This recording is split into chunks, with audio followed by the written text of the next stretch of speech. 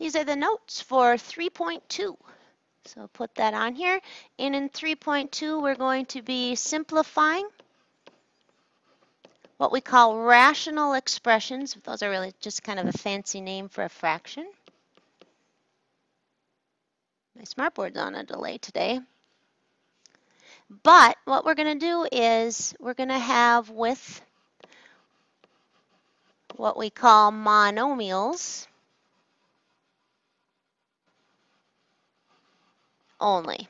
So the word mono means one, and what a monomial is it's, for example, let's just put some on here. The number 5 is a monomial, but so is 5x, so is 5x squared, so is 20x squared, y, z. As long as you don't see any pluses, it's considered one term or a monomial. So a monomial basically is just a single term where there's no pluses or minuses, and it's just one big chunk of stuff.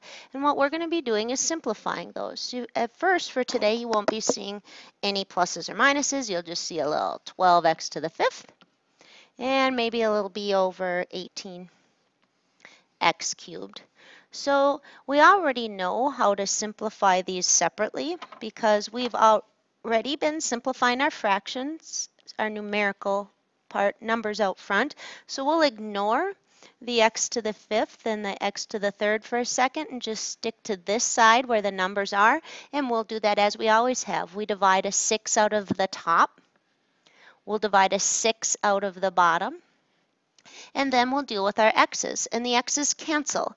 You might think of the property that when you divide, you subtract the exponents, but I just like to think of 3 of the ones on the bottom will wipe out 3 of the x's on the top. So what will happen is you'll be left with 2 up on the top because it's top heavy in x's.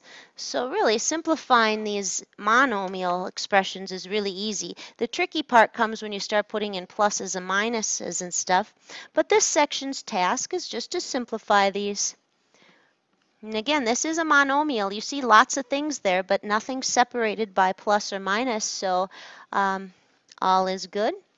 And so we are going to go simplify this, and I'm going to consider it into 3 parts. I've got the numerical part, I've got my A's, and I've got my B's. So for the 10 and the 25, what I'm going to do is realize that there's a 5 hiding out in both, and I'm going to divide it out of the top, and I'm going to divide it out of the bottom. And the negative could be on top, bottom, doesn't really matter, but I'm going to put it on bottom because that's where it originally was. So the fraction out front simplifies to 2 over 5. The A's, there is a 1 on the bottom, so make sure you put a little invisible 1 there because there really is. We don't usually see that when there's 1 of something, like if I asked you how old you were, you wouldn't say 16 to the 1st, but that really is what you are. You are 1/16. So there's 1 A on the bottom, and there's 4 A's on the top. So when the 1 on the bottom cancels out 1 on the top, there'll be 3 left up on the top. There's 1 B on the top, and there's 6 on the bottom. So when they cancel each other off, there'll be 5 left down on the bottom. And that's as easy as that. So I'm just going to do one more nice short note set here. I'll do one more, and then you can go grab the worksheet that goes with this little mini lesson. So the next one, I'm going to make the numbers a little bigger. I'm going to put a negative 40. I'm going to put some x's, a couple y's, and a nice pretty z on here. That's a y to the 2nd, by the way. I usually cross my z's. And then I've got a 60 on the bottom. I've got an x to the 4th. And I've got a y. And I've got, let's put 10 z's down there. Let's z overloaded on the bottom. So I'm going to deal with this in 3 parts. I've got the number part. Actually 4 parts. The x's, the y's, and the z's, and I'm going to reduce them all separately. So for the number part, what can I take out of 140 that's also in 60? And the first thing that comes into mind is 10 because they end in a 0. So I'm thinking, well, that would be negative 14 over 6. And that does, just taking a 10 out really knocks it down quite a bit. But I still have 2 even numbers. So I'm going to divide them both by 2. And what that'll give me is a negative 7 on the top and a 3 on the bottom. So kind of think about that. If I took out a 10, and then I was able to take out a 2, what that means is there was a 20 hiding out in both of them. But it doesn't matter whether you take one big bite or several small bites as long as you get it all the way reduced.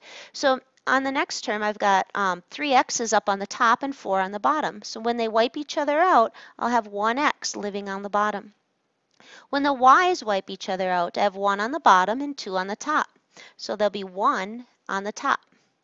Same with the z's. There's 1 on the top and there are 10 on the bottom. So there'll be 9 left on the bottom. And I think that's all you need for this lesson. Just make sure when you see that variable without an exponent there that you put a 1. I'll be asking you that when you come up and talk to me about your notes. So you're going to come get your notes signed, and then you're going to do worksheet number 2. It is pink. So have a good one.